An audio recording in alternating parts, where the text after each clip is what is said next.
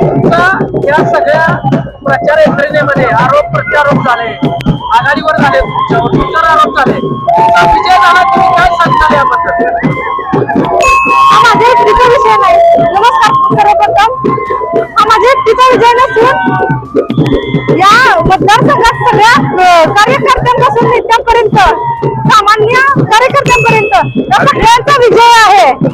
आणि यड्रावकर साहेबांनी जो आम्हाला संधी दिली, तेव्हा लहान गावातून सुद्धा त्या संधीचा आम्ही निश्चितपणे सोनं करू.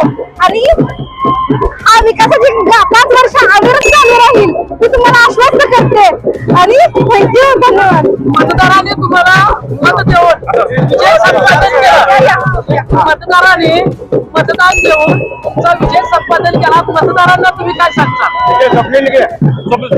सर्वप्रथम सर्व मतदारांना बंधू भगिनींचा खूप खूप आभार. तुमच्यामुळेच मी आज विजयाचा गुलाल लावलेला आहे. हा विजय फक्त माझा नाही तर तुमचा आहे.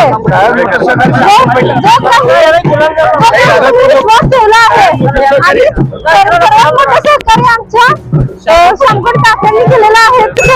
सुरुवातीपासून शेवटपर्यंत आमच्या साथ राहिले. सर्वांनाच आभार. थँक्यू. यड्रावकर साहेबांनी विश्वास ठेवून लहान गाव असताना सुद्धा आम्हाला तिकीट दिले व उमेदवारी दिली. ते विश्वास मतदारांनी विश्वास सार्थ केले आणि प्रचंड मताने आम्हाला लीडने निवडून दिले. विजय सर्व मतदारांना समर्पित करतो.